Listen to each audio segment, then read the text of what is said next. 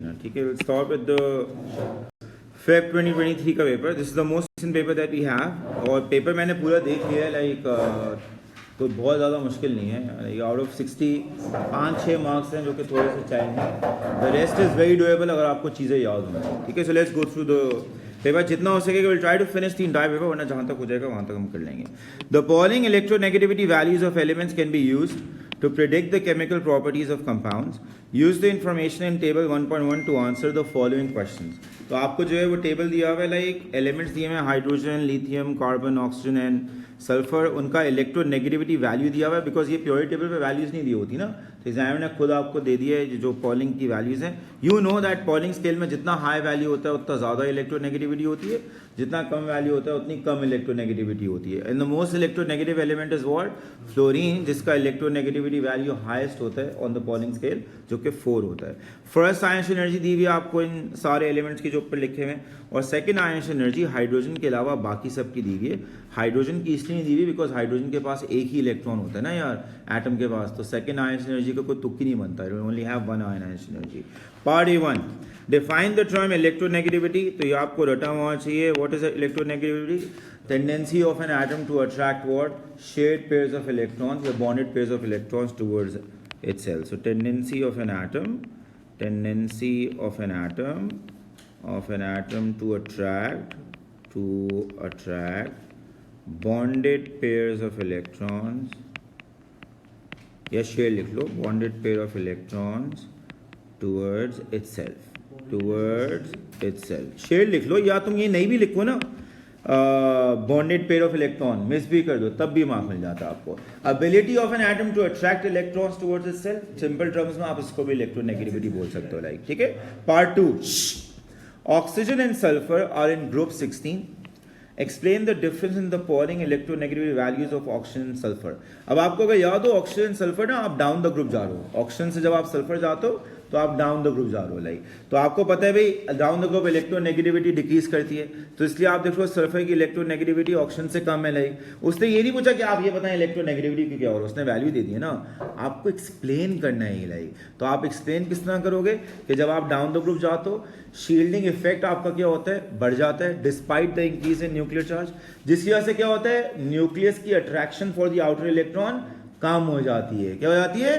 कम हो जाती है, लाइक. सो मेक श्योर कि आप यहाँ पे 2 मार्क के लिए क्या लिख के आओगे? You will write that down the group, sorry, the nuclear charge decreases, nuclear charge of sulfur is lesser, sorry, is greater,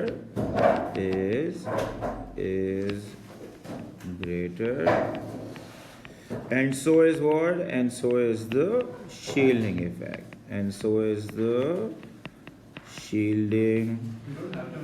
shielding effect, जिसकी वजह से जो न्यूक्लियस की अट्रैक्शन होती है फॉर द आउटर इलेक्ट्रॉन वो कम हो जाती है. आप यही आंसर ऑक्सीजन के रेफरेंस से लिख दो तब भी सही है. इन दैट केस आप क्या लिखोगे? न्यूक्लियर चार्ज ऑक्सीजन का कम होता है बट शील्डिंग इफेक्ट भी कम हो जाता है, लाइक, जिसकी वजह से जो न्यूक्लियस की attraction for the outer electron वो ज्यादा हो जाती है. यहाँ पे क्या लिखोगे? न्यूक्लियस की अट्रैक्शन फॉर आउटर इलेक्ट्रॉन कम हो जाती है. जब आप आंसर लिखते हो ना तो आप या तो ऑक्सीजन के रेफरेंस से लिखोगे या सल्फर के रेफरेंस से लिखोगे, किसी एक को आप अपना पॉइंट पकड़ोगे, लाइक मैं सल्फर के रेफरेंस से लिख रहा हूँ. एग्जाम में आप ऑक्सीजन के रेफरेंस से लिख के आते हो, even that is perfectly fine, उसके किसी एक के रेफरेंस से लिख के आना, लाइक. तो आप यहाँ बता दो सल्फर की कम क्यों है. तो सल्फर की कम इसलिए बिकॉज न्यूक्लियर चार्ज सल्फर का ना तो ऑल्दो बड़ा होता है, शील्डिंग इफेक्ट भी क्या होता है? बड़ा होता है. Which reduces what? which decreases the attraction of the nucleus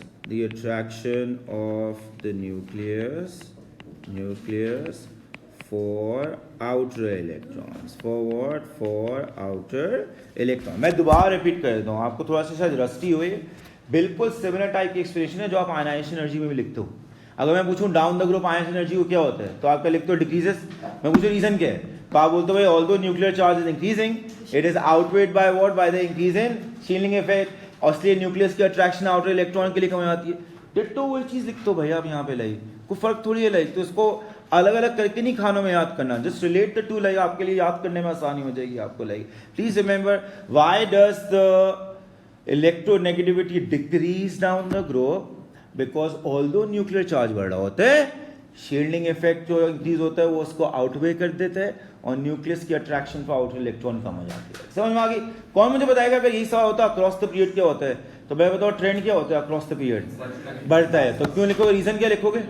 nuclear charge increase हो रहा है। शील्डिंग इफेक्ट क्या है? कांस्टेंट है। तो जो attraction of the nucleus for outer electron है वो क्या हो जाती है? इंक्रीज कर जाती है। खत्म। लाइक तो आप बिल्कुल आयनिक एनर्जी की तरह इसको लिख के आएंगे। लाइक मार्क्स की जब आप खोलोगे तो या तो आंसर ऑक्सीजन के रेफरेंस से लिखा होगा या सल्फर के, आप भी किसी एक के रेफरेंस से बेसिकली आंसर लिखोगे। अगर मैं यही ऑक्सीजन के रेफरेंस से आंसर लिखता हूं तो मैं क्या लिखता? Nuclear charge is lesser but the shielding effect is also what? Lesser, which increases the attraction of what? Of nucleus for the outer electron. बस ये मेरा आंसर हो जाता। ऑपोजिट करके लिख देता अगर मैं ऑक्सीजन के रेफरेंस से लिखता। ठीक है।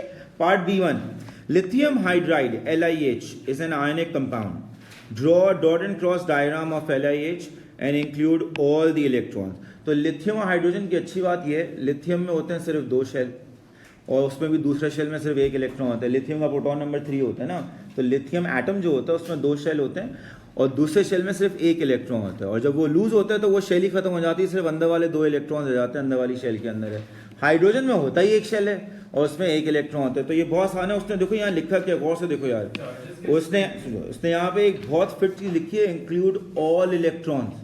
तो आप जो यहाँ पे शो करेंगे ना, सारे इलेक्ट्रॉन शो करेंगे, लाइक कोई मिस नहीं करेंगे। तो आपके पास लिथियम में जब ये कंपाउंड बन जाएगा लिथियम हाइड्राइड, तो एक मिनट मैं गोला ज़रा बना दूँ। लाइक तो आप लिथियम हाइड्राइड को जब शो करोगे, लाइक प्लीज़ रिमेंबर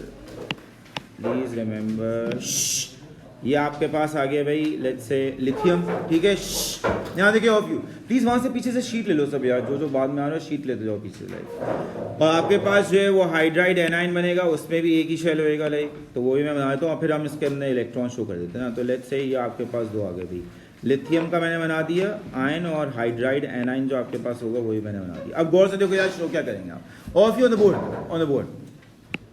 लिथियम जो है ना उसके पास 3 इलेक्ट्रॉन्स होते हैं, जिसमें से वो क्या लूज कर देगा? 1 इलेक्ट्रॉन लूज कर देगा। तो पीछे कितने रह जाएंगे?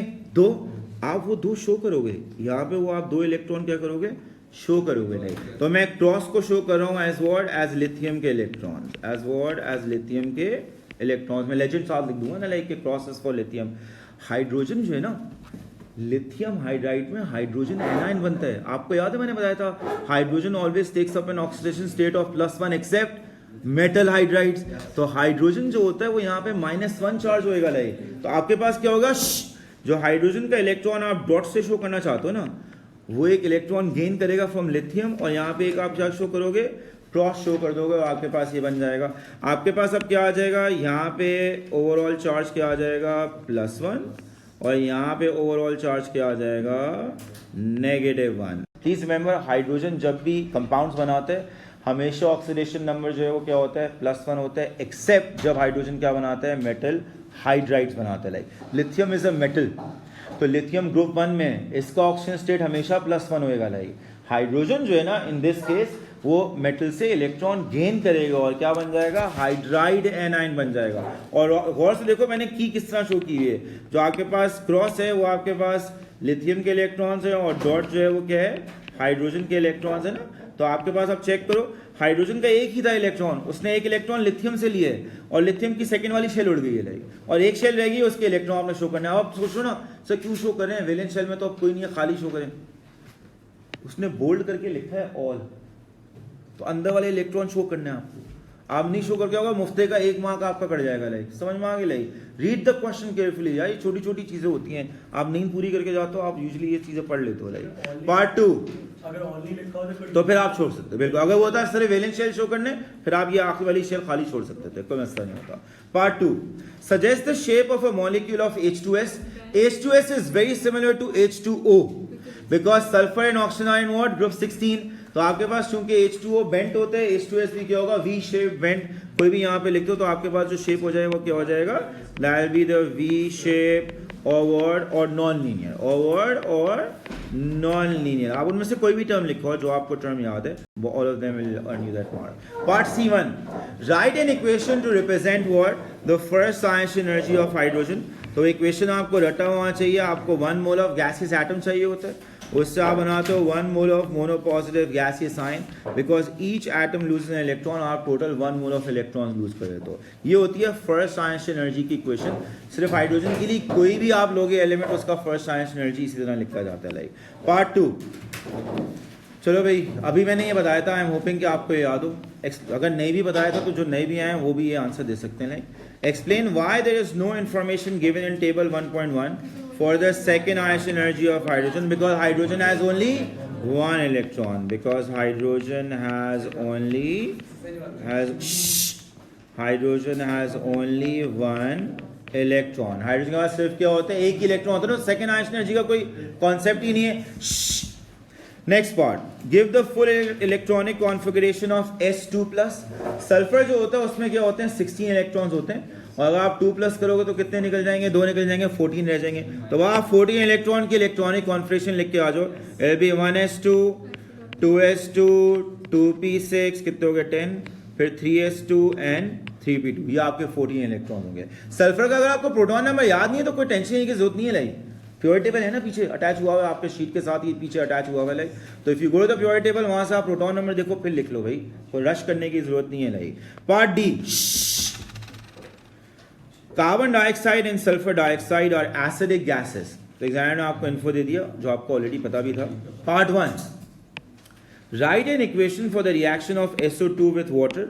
आपको रटी भी होनी चाहिए, नहीं भी याद आ रही वहां पे खुद छोटा सा दिमाग लगा के सोच लेना आप। लाइक SO2 और वाटर का रिएक्शन और SO3 और वाटर का रिएक्शन, दोनों में सिर्फ एक छोटा सा सटल सा डिफरेंस होता है कि SO2 को वाटर से जब रिएक्ट करते हो तो सल्फ्यूरस बनता है एसिड, और SO3 को जब रिएक्ट करते हो तो सल्फ्यूरिक एसिड बनता है। तो यहाँ पे आप क्या लिखोगे, SO2 plus H2O will give you what, will give you H2SO3। और यहाँ पे स्टेट सिंबल का कुछ उसने मेंशन नहीं किया तो आपको डालने की जरूरत नहीं है। जहाँ इंपॉर्टेंट है वहाँ जरूर डालो, बिकॉज ये इक्वेशन कंप्लीट नहीं हो सकती जब तक आप स्टेट सिंबल ना दो। यहाँ उसने नहीं पूछा, नहीं डालो, अपना टाइम वेस्ट नहीं करो। लाइक आप डायरेक्टली अपना इक्वेशन लिख दो। नेक्स्ट, ये रट्टे क्या होते हैं, ये किसके साथ होते हैं रट्टे? आपको याद है तो कर लोगे, नहीं याद है तो वहाँ थोड़ा दिमाग यूज कर लेना, तो उससे याद आ जाएगा आपको। लाइक कोई इतना मुश्किल है, एक मार्क का पार्ट है यार। Part 2, right an equation for the reaction of SO2 with NaOH। अब देखो एक एसिडिक गैस है और एक आपके पास एक्वस सॉल्यूशन है एल्कलाइन, तो SO2 प्लस NaOH के आप 2 आंसर लिख सकते हो। मैं दोनों आपको बता देता हूँ ताकि आपको ये एम्बिग्यूटी ना हो, सर सही वाला कौन सा है, दोनों सही है। लाइक इधर देखो यार, एक आप ये लिख सकते हो कि आप इन दोनों को कंबाइन करो। मैं इसलिए लंबा एरो कर रहा हूँ ताकि मैं एक और एरो यहाँ पे आपको दे सकूँ। दूसरा ऑप्शन क्या हो सकता है, SO2 plus NaOH will give you what, will give you acidic और एल्कली है ना। आप या तो सॉल्ट एंड वाटर बना सकते हो, या आप बोले नहीं यार हाइड्रोजन सल्फाइड बन सकती है, वो भी बन सकती है। You can even right what, you can even right NaHSO3, even that could be an answer. आप ये लिख सकते हो एब्सोल्युटली, और कुछ नहीं बनाओगे, ये ऑटोमेटिकली बैलेंस हो गया। लाइक सोडियम हाइड्रोजन सल्फाइड जो होता है ना, लाइक उसका ऑक्सीडेशन नंबर -1 होता है। हाइड्रोजन सल्फाइड का ऑक्सीडेशन नंबर जो है वो याद रखो -1 होता है, सोडियम का +1 होता है, तो ओवरऑल न्यूट्रल सॉल्ट बन जाती है। लाइक अगर SO3 लेते ना सिर्फ, वो 2- होता है। लाइक याद रखो HSO3 -1 होता है। लाइक डिफरेंस होता है। दूसरा आप क्या कर सकते हो, अगर आपके जहन में आ रहा है यार सॉल्ट एंड वाटर बना सकते हैं, बिल्कुल बना सकते हो। इन दैट केस आप क्या लिखोगे, क्या बनाओगे, सॉल्ट क्या बनाओगे, sugar. So you will form sodium sulphide and what, water. Sodium sulphide का फॉर्मूला क्या होएगा, Na2SO3। तो you can form Na2SO3 plus water. In that case आपको थोड़ा सा बैलेंसिंग एक्स्ट्रा करनी पड़ेगी, और यहाँ पे 2NaOH। और ये आप किस तरह पिक कर लोगे कि 2 सोडियम यहाँ है ना यार, तो this has to be what 2NaOH, वरना तो बैलेंस ही नहीं होगा। बाकी आप चीजें देख लो, 4 ऑक्सीजन है रिएक्टेंट में, यहाँ पे भी 4 ऑक्सीजन हो गए, 2 हाइड्रोजन हैं, 2 हाइड्रोजन हो गए। This is now a balanced equation. आप ये या ये दोगे, मैं नीचे लिख देता हूँ दिस और दिस, इनमें से कोई भी एक लिख के आ जाना, जो आपको आसान लगता है। And you remember that, recall that, आप वो लिख के आ जाओ। लाइक कोई पैनिक करने की जरूरत नहीं है कि इनमें से कौन सा सही है, दोनों एक्सेप्टेबल आंसर हैं। फिर आ जाओ लास्ट वाले पार्ट में, construct an equation for the reaction of CO2 with magnesium hydroxide. ये भी उसी टाइप का रिएक्शन है कि भाई आपके पास कार्बन डाइऑक्साइड गैस है, उसको आप एक एल्कली से रिएक्ट करो। Like this is very similar to, for यहाँ पर कैल्शियम हाइड्रोक्साइड को आप रिएक्ट करो विद कार्बन डाइऑक्साइड। तो आपको पता है भाई कार्बोनेट तो बनना है। अब कार्बोनेट 2 टाइप के होते हैं, एक होता है भाई टोटल कार्बोनेट आपके बने हो, एक होता है हाइड्रोजन कार्बोनेट। दोनों में से आप एक्चुअली कुछ भी बना सकते हो, दोनों एक्सेप्टेबल होंगे। मैं दोनों आंसर लिख देता हूँ, आप दोनों में से कोई एक लिख के आओगे। आपको वैसे याद कौन सा है? हाइड्रोजन का, मैग्नीशियम हाइड्रोजन कार्बोनेट इतना आप पढ़ते भी नहीं हो, आपको कार्बोनेट ही याद होगा, तो मैं वो पहले लिख देता हूँ। लाइक मैग्नीशियम कार्बोनेट कैसे बनेगा? लाइक आपके पास will end up forming MgCO3, ये मैग्नीशियम कार्बोनेट बनाओगे आप, और साथ क्या बना दोगे? वाटर बना दोगे। लाइक ये आपके पास इक्वेशन आ जाएगी। ये देख लो, इसमें बैलेंस करने हैं आपको, यानी ऑक्सीजन 4 हो गए, हाइड्रोजन 2 हो गए। दिस इज ऑटोमेटिकली बैलेंस, कुछ करने की जरूरत नहीं है। अगर आप यहाँ हाइड्रोजन कार्बोनेट बनाना चाहो, even that is correct. Like उसमें बस आपको क्या करना होगा, हाइड्रोजन कार्बोनेट का जो ऑक्सीडेशन नंबर होता है वो क्या होता है? That is 1। मैग्नीशियम का 2 होता है, तो उसमें बस आपको ये ख्याल रखना होगा कि मैग्नीशियम हाइड्रोजन कार्बोनेट का जो फॉर्मूला होएगा that will be what? That will be this. ये आपके पास मैग्नीशियम हाइड्रोजन कार्बोनेट का फॉर्मूला हो जाएगा। इन दिस केस आपको अब चेक कर लो, आपको क्या बैलेंस करने की ज़रूरत है। Mg एक ही चाहिए आपको, CO2 2 चाहिए होंगे, 2 कार्बन है, 2 CO2। अब चेक कर लो कितने, 4 and 6, बिल्कुल सही बैलेंस हो गया आपका। आप ये लिखना चाहो आप ये भी ले सकते हो, दोनों सही है। तो अपने जहन में कोई एम्बिग्यूटी नहीं रखना कि यार ये वाला लिख के हूँ वो वाला लिख के होना ही। आप भाई जो आसान, मैं आपको बताता हूँ क्या करो। इन दोनों केसेस के अंदर अगर आपको सॉल्ट एंड वाटर वाला आसान लगता है, आप सॉल्ट एंड वाटर अपने जहन में रख लो। लाइक आप अपने लिए आसान बना लो। इतना आप एक चीज़ इनऑर्गेनिक की रिवाइज भी कर रहे हो, लाइक साथ साथ जो आप क्या नाम है पास हुआ क्वेश्चन भी सॉल्व करो। पैनिक नहीं करना, मुझे याद नहीं आ रहा, वहाँ नहीं आ रहा, लाइक कोई टेंशन नहीं है। लाइक ये पूरा एक्सरसाइज इसीलिए होता है कि आप रिकॉल कर सको। Like this is how you learn. Pass papers A level मैंने पहले भी आपको इतनी दफ़ा बता चुका हूँ। You don't just take them as an assessment tool, take them as a learning tool as well. It's a very good learning tool which will give you a good spread of the questions throughout the course. और आपको यही बात जाता है भाई, आसान और मुश्किल मिक्स होके आते हैं, ऐसा नहीं है सारे मुश्किल एक साथ घुस जाएं। लाइक तो आपका कोई मसले की जरूरत नहीं होती, मसला करने की, टेंशन लेने की जरूरत नहीं होती। Like party complete table 1.2 by placing a tick to show which of the compounds have molecules with an overall dipole moment. यानी आपने बताना है कौन सा इनमें से ओवरऑल डाइपोल मोमेंट उसी का होगा जो पोलर मॉलिक्यूल होगा ना, या कॉमन सेंस है। अब उसने 4 कंपाउंड्स लिखे हैं, गौर से देखो इसमें यार, बहुत अच्छा सवाल है ये। पहला कंपाउंड CO2, चेक करो कार्बन। इस कार्बन के होते हैं 4 वैलेंस इलेक्ट्रॉन्स, चारों के चारों यूज हो जाएंगे, तो कोई लोन पेयर बचेगा, कोई भी लोन पेयर नहीं होगा। वी नो, ये तो आपने रटा हुआ होता है, तो आपको वैसे ही रटा हुआ होता है, लेकिन मैं पता इसलिए हूँ बिकॉज आगे वाले भी आप इस तरह इंट्रोड्यूस करोगे। तो this is a linear molecule, आप देख रहे हो, और डायपोल्स क्या कर जाएंगे? कैंसिल कर जाएंगे। There will be no overall dipole moment. Like dipoles will cancel in this case, क्योंकि मॉलिक्यूल क्या है? लीनियर, बिल्कुल फिजिक्स की तरह है कि आपका एक डायपोल यहाँ है, एक डायपोल यहाँ है, और इक्वल मैग्नीट्यूड क्या कैंसिल करके। लाइक अभी चेक करो, ये था CO2, अब उसने दिए SO2। SO2 में जो सल्फर है दैट इज इन ग्रुप 16, उसके कितने वैलेंस इलेक्ट्रॉन होते हैं? 6। 16 में है ना 6 वैलेंस इलेक्ट्रॉन। अब चेक करो, उन 6 में से एक यहाँ गया होगा इस बॉन्ड में, एक यहाँ गया होगा, एक यहाँ गया होगा, एक यहाँ गया होगा, 4 चले गए, कितने रह गए? 2। तो there is a lone pair there. Sulphur के पास एक लोन पेयर होगा, जिसकी वजह से ये मॉलिक्यूल अब लीनियर नहीं होगा, ये मॉलिक्यूल क्या होगा? बेंट होगा। जब ये बेंट होगा ना, तो वो जो 2 डायपोल्स है ना, वो आप कैंसिल नहीं करेंगे, they will give you a resultant dipole and there will be an overall dipole moment. Examiner को पता है आपका दिमाग किस तरह चलता है, तो वहाँ जब आप नींद पूरी नहीं करके जाते हो और पैनिक कर जाते हो, अरे सब सीधे बने हुए, आइडेंटिकल है, नॉन पोलर, सीधा बना हुआ है, आइडेंटिकल, ऐसे नहीं होता है, आपको खुद डिड्यूस करना होता है। समझ में आ गई? लाइक तो आपके पास यहाँ पे क्या होगा? बेंट शेप होगा। अगर मैं ये बनाऊंगा ना सल्फर डाइऑक्साइड को, तो सल्फर डाइऑक्साइड इस तरह का बनेगा। This is what sulphur dioxide will look like. यहाँ पे एक लोन पेयर होगा। अब अगर तुम डायपोल बनाओ तो डायपोल आपका एक ये आ जाएगा, एक डायपोल ये आ जाएगा, करेक्ट? तो दे वोंट कैंसिल आउट। इतनी तो आपको फिजिक्स से भी पता होगा, ये कैंसिल आउट नहीं करते। इंस्टेड इनका क्या होगा? एक रिजल्टेंट ओवरऑल डायपोल आ जाएगा। लाइक तो आपके पास नेट डायपोल मोमेंट होगी और ये मॉलिक्यूल क्या हो जाएगा? पोलर हो जाएगा। सो यहाँ पे ये वाला जो मॉलिक्यूल है that will be what? Polar molecule. अब आप मुझे थोड़ा सा मगज यूज करके ये बताएंगे कि ये पोलर है या नहीं, और पहले शेप प्रिडिक्ट करना, फिर पोलैरिटी बताना। इज दिस पोलर और non polar? Please non. Why did you से नॉन पोलर? बिकॉज कार्बन के ऊपर कोई लोन पेयर नहीं होगा और ये वाला डायपोल लीनियर शेप आ जाएगा और दोनों डायपोल्स आपस में क्या कर जाएंगे? कैंसिल कर जाएंगे। What about this one? ये आसान है बहुत, क्योंकि नॉन आइडेंटिकल आ गए ना, ये लीनियर मॉलिक्यूल है भाई। बड़ा अच्छी बात क्या है कि उसने 2 नॉन आइडेंटिकल एटम्स अटैच कर दिए। तो this dipole will be stronger, oxygen is more electronegative, this dipole will be weaker. This is like +5 Newton and -3 Newton. मैं ऐसी फिजिक्स थोड़ी सी लगा दी, नहीं बल्कि फिजिक्स नहीं लगानी चाहिए यार, I'm so sorry यार, गलत सब्जेक्ट लगा। तो ये आपके पास क्या होगा कि these dipoles will not cancel out although the molecule is linear, तब भी आपके पास चूंकि नॉन आइडेंटिकल एटम्स अटैच्ड हैं, ओवरऑल डायपोल आ जाएगा एंड ओवरऑल मॉलिक्यूल क्या बन जाएगा, पोलर बन जाएगा।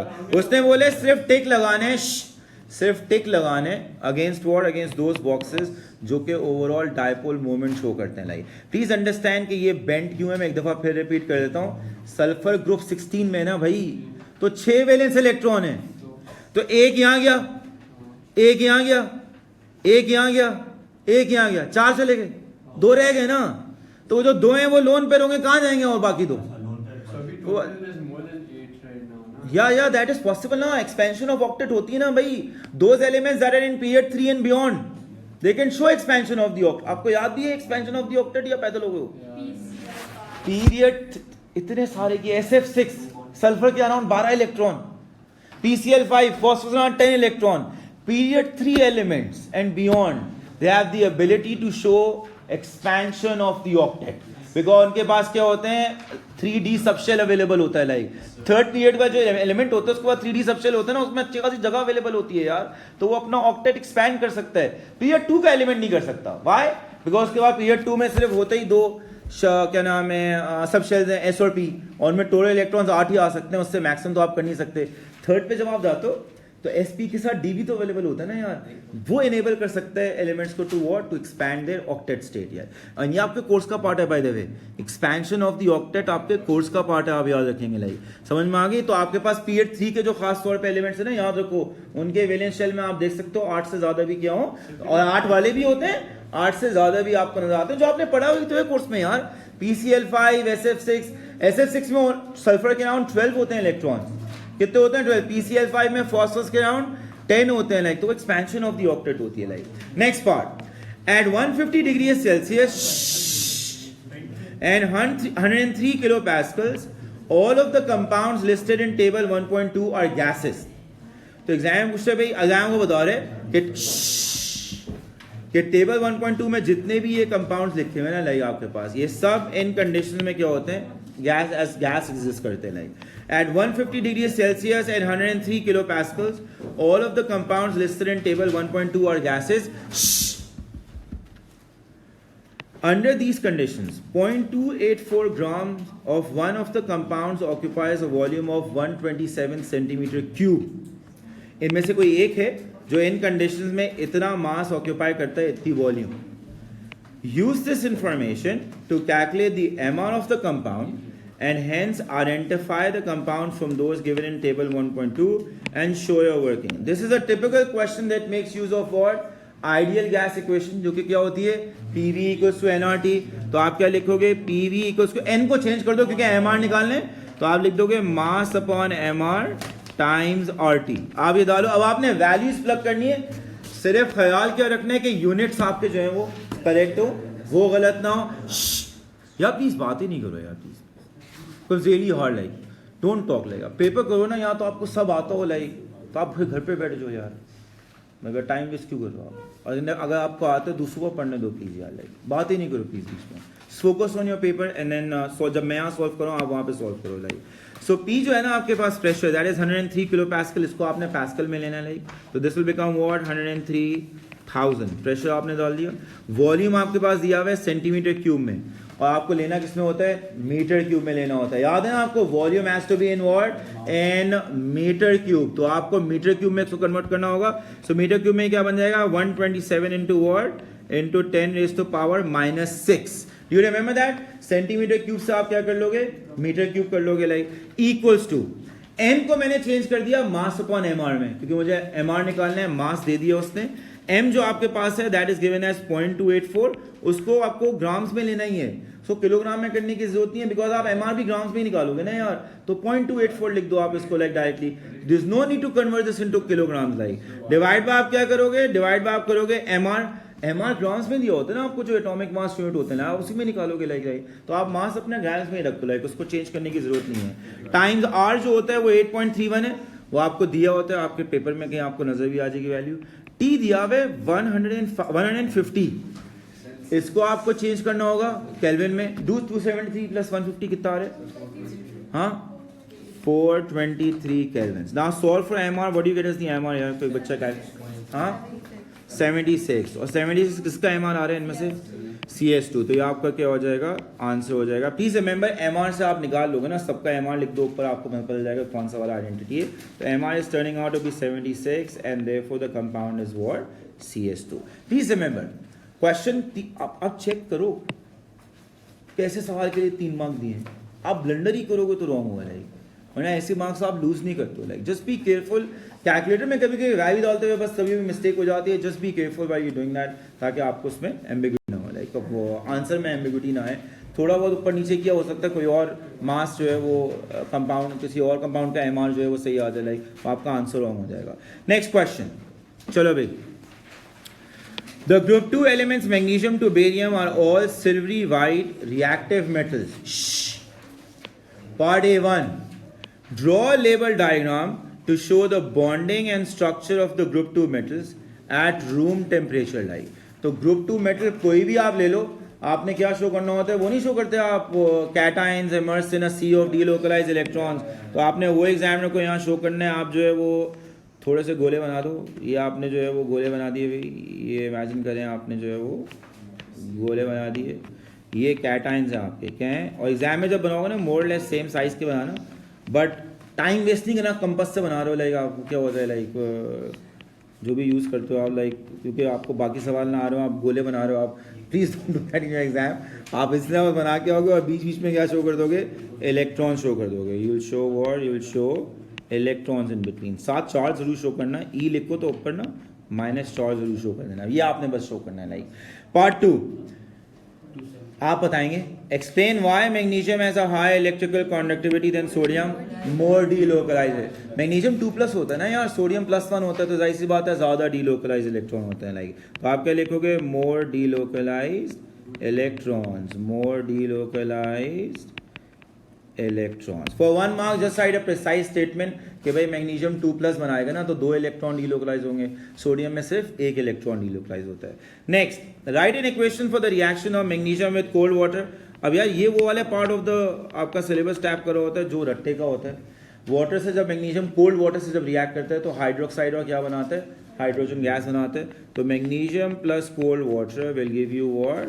Magnesium hydroxide plus what? Plus hydrogen gas. और अब इसको आप बैलेंस कर लोगे। यहाँ स्टेट सिंबल डालना आप डाल सकते हो। मैग्नीशियम हाइड्रोक्साइड जो होता है वो याद रखो स्पेरिंगली सॉल्युबल होता है। लाइक तो अक्सर आप देखते हो ये इक्वेशन रिवर्सिबल दी होती है, तो आपने वो करना है, आप वो भी कर सकते हो, परफेक्टली फाइन। जरूरी नहीं है आपको इक्वेशन बोला ना, रिएक्शन लिखने को बोला, आप बस ये रिएक्शन लिख दो, that will suffice for the mark. Part C, identify a single reagent that can be used. अब यहाँ आप सब फंस जाते हो, आपको याद नहीं आता, आप अभी याद करने की कोशिश करना। Identify a single reagent that can be used to distinguish separate samples of dilute magnesium nitrate and dilute barium nitrate। ये दो नाइट्रेट सारे सॉल्युबल होते हैं, ये दोनों सॉल्युबल सॉल्ट्स हैं। बोले कोई ऐसा एक रीजन बनाएं जो इन दोनों को डिस्टिंग्विश कर ले और साथ अपना आंसर एक्सप्लेन करें। लाइक क्या? H2SO4। and why would you do that? याद रखो, as you go down the group sulphates की सॉल्युबिलिटी जो है वो क्या होती है? कम होती जाती है ना।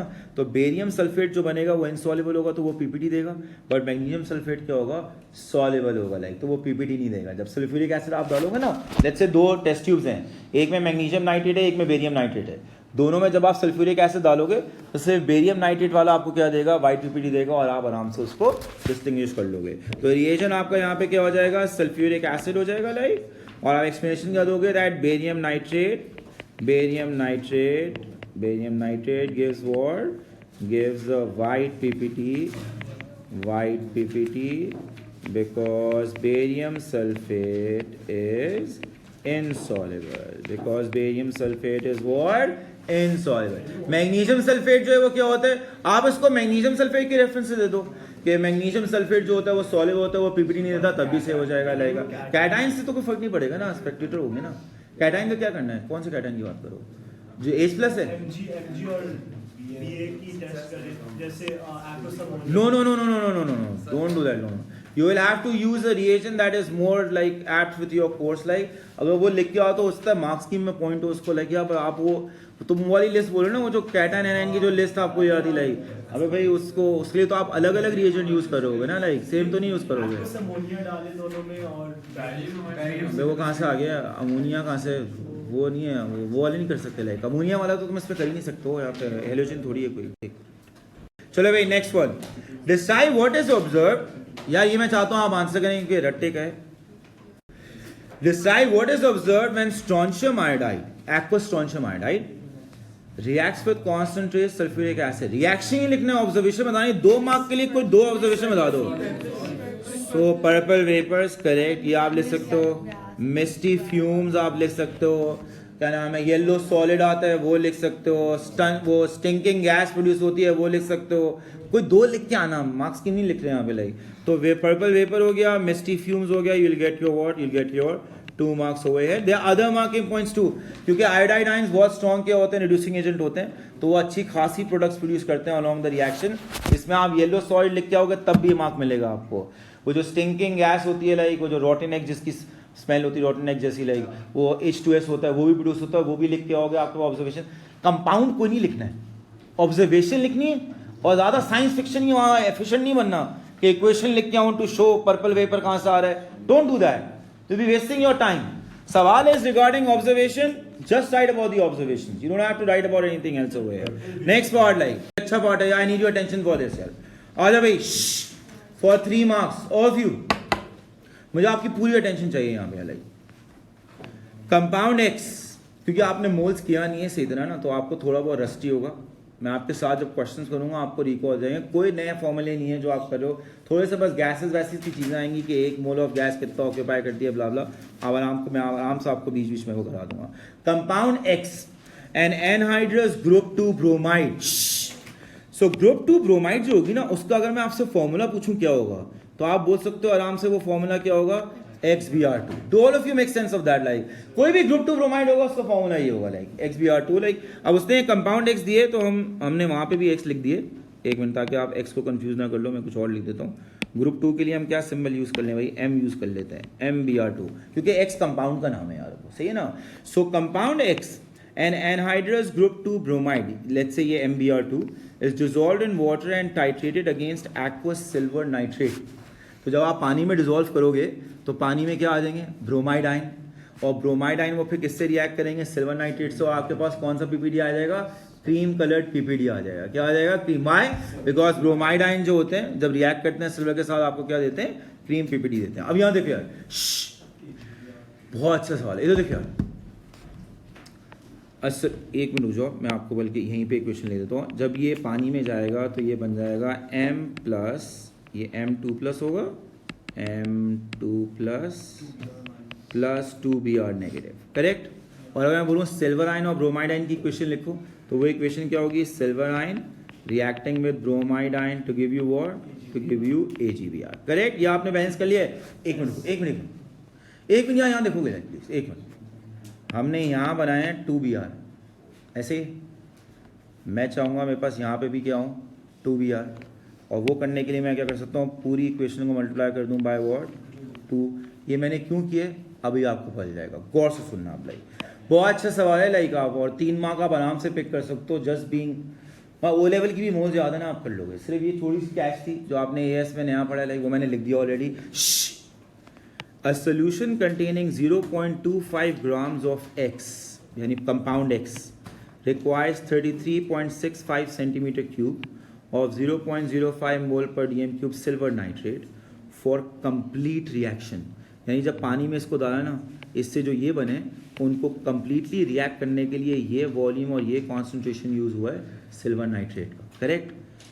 आइडेंटिफाई X, आपने X की आइडेंटिटी निकालनी है कि ये MBr2 क्या है, इसमें M निकालना होगा ना आपने, and show your working. Look over here like, सबसे पहले आप क्या करोगे, नंबर ऑफ मोल्स ऑफ क्या निकालोगे, silver nitrate. Number of moles of silver nitrate के लिए number of moles of silver nitrate will be the same as number of moles of silver ion, ऐसी बात है लाइक। तो number of moles of silver ion मैं कैसे निकालूंगा, मेरे पास दिया हुआ है वॉल्यूम और कॉन्सेंट्रेशन, करेक्ट। नो, वॉल्यूम और कॉन्सेंट्रेशन दिया हुआ है ना लाइक, तो आपको पता है कॉन्सेंट्रेशन है number of moles upon volume, ये होता है ना आपके पास। तो नंबर ऑफ मोल्स क्या होता है, कॉन्सेंट्रेशन टाइम्स वॉल्यूम। ये फॉर्मूला याद है आपको ओ लेवल से, N = C/V, याद है ना आपको लाइक, तो number sorry C equals to N upon V, C equals to what N upon V. तो एन क्या हो जाएगा आपके पास, सी टाइम्स वी। तो आपके पास कॉन्सेंट्रेशन दिया हुआ है 0.05 और जो आपके पास वॉल्यूम दिया हुआ है वो 33.65 है, बट वो सेंटीमीटर क्यूब है। उसको आपने क्या करना है, डेसीमीटर क्यूब में करना है। तो आप कर दोगे 0.03365, ये डेसीमीटर क्यूब में हो जाएगा। What's the number of moles, 1.6825 into -3, ये मोल्स आ गए। अब चेक करो यार, सिर्फ जो पार्ट था जहां पे आप फंसे थे लाइक, ये आपने क्या निकाला है, number of moles of silver ion. एक मिनट गौर से देखो please, if you look at this equation, यहां पे जो मैंने 2Br नेगेटिव क्यों किया था, बिकॉज इधर 2Br आ रहा था, correct. Look at the ratio of this and this bromide, what's the ratio, 2:1, correct. तो जो भी इसके मोल्स आए उसके हाफ मोल्स होंगे एक्स के। अब तो सुनो, जब मोल्स आ जाएंगे तो मास आपको दिया हुआ है, उससे आप क्या निकालोगे, mr। जब mr आ जाएगा उससे आप आइडेंटिफाई कर लोगे। ब्रोमीन का तो पता है ना आपको क्या होता है यार आपको दूसरे का बस निकालना हो, उस यार से आइडेंटिटी आ जाएगी। Let's do that. तो number of moles of x क्या हो जाएंगे, number of moles of x will be what, will be equal to half of 1.6825 into 10⁻³ which will be equal to what, यार कैलकुलेट किया किसी ने, इंटू 10⁻⁴। ये आपके पास आ गए number of moles of x। अब आपने निकालने हैं mr ऑफ x, वो आप कैसे निकालोगे, ये हाफ क्यों किया, मैं दोबारा रिपीट कर देता हूं। ये आपने हाफ इसलिए किए बिकॉज आपके पास ये मोलर रेशियो 2:1, करेक्ट। तो जो भी इसके मोल्स आए थे उसको आप हाफ करोगे तो इसके मोल्स आ जाएंगे लाइक, हाँ MBr2 के ही तो है मोल्स। ये आप जो मोल्स निकाल लो ये MBr2 के, x इज MBr2 ना, x is MBr2 like this is actually x, ये जो आपने लिखा हुआ है ये x ही है like, MBr2 is basically x जो आपके पास ग्रुप 2 ब्रोमाइड है, ठीक है। अब वो आपसे पूछ रहे लाइक कि भाई कि mr वो x की आइडेंटिटी निकालोगे, उसके लिए आप mr निकालना होगा आपको पहले। तो नंबर ऑफ मोल्स क्या होता है, मास अपॉन mr। तो mr क्या बन जाता है, mass upon what, number of moles. तो 0.250 डिवाइड बाय व्हाट 8.4125 इंटू 10⁻⁴। कितना आ रहा है भाई mr, क्या आ रहा है, 297.18 लाइक। अब आपने क्या करना है, आइडेंटिटी के लिए सिर्फ क्या करना है, आपको बस क्या करना होगा, आप बोलोगे भाई identity of metal, sorry AR of metal, AR से फिर आइडेंटिटी निकालेंगे ना, AR of metal will be equal to what, will be equal to 297.18 minus what, आप ये डेटा आपको दिया हुआ है पीरियोडिक टेबल, वहां से आप AR देख सकते हो, 2 टाइम्स क्या दिया हुआ है 79.9, AR ब्रोमीन का क्या दिया हुआ है 7.9। So what is the value turning out to be 137 what 0.38। अब चेक करो ये किस उससे ग्रुप 2 में देखो किसके यार, बेरियम। तो आपके पास आइडेंटिटी क्या हो जाएगी, बेरियम, और x फिर क्या बन जाएगा, बेरियम ब्रोमाइड बन जाएगा। अब आपको ना इस पे मल्टीपल स्टेप्स करने थे, पर मैं तो यहाँ सिर्फ समझाने के लिए इतना लंबा लिया भाषण। अगर आप स्मार्ट हो तो आप एग्जाम में क्या करोगे, तो देखो एग्जाम में आप क्या करोगे, number of moles of x will be equal to half the number of moles of silver ion, और डायरेक्टली वैल्यू प्लग कर लोगे, वो मोल्स आ गए, फिर उन मोल्स को यूज करके क्या निकाल लोगे, mr, और फिर उस mr से रिड्यूस कर लोगे कि मेटल वेट कितना, खत्म से लिख दोगे। ये 3 स्टेप्स के आपको मार्क्स मिलने हैं। मैं ऐसे भी यहाँ खोल के इसलिए बताया ताकि आपको समझ में आ जाए, बट एग्जाम मुश्किल सवाल नहीं है, इट्स जस्ट लाइक कि आपका मोल्स थोड़ा सा रस्टी होगा लाइक, तो आपको थोड़ा सा कैलकुलेशन में दिक्कत आ रही होगी, आप बस प्रैक्टिस करो, you will get better at it. Because यहाँ पे तुम चेक करो ना, अगर मैं ये क्वेश्चन लूँ, मैं I could have done this the very long route as well, बस उसका कोई मार्क मिलना नहीं है, मैं आपको वो लॉन्ग रूट बताता हूँ। ये देखो यार, आपने ये लिखा फिर ये क्वेश्चन लिखी, करेक्ट, मैंने इसके मोल निकाले, ऐसे ही ना, मैं बोलता है जितने इसके हैं उतने इसके भी हैं, तो इसके भी उतने ही होते रहे। और यहाँ देखो इसका और इसका मोल रेशियो क्या है 2:1, तब भी तो मैं वही करता, हाफ करके ले, इवेंचुअली वही चीज करता मैं लाइक, आप जो अगर आपको लंबे रूट से करना है तो आप ये ले सकते हो, number of moles of silver जितने होते हैं number of moles of bromide है, और जितने नंबर मोल्स ऑफ ब्रोमाइड है उसके half number of moles of क्या है MBr2 है लाइक, बिकॉज 2:1 है लाइक, और उस तरह भी आप सेम ही चीज पे पहुंचते लाइक, थोड़ा सा लंबा आपका क्या हो जाता, प्रोसेस हो जाता बट लाइक अगर आपको आसान लगता है you can do it that way as well, same ही आंसर आपका आएगा लाइक. तो will stop here and continue from here in the next session.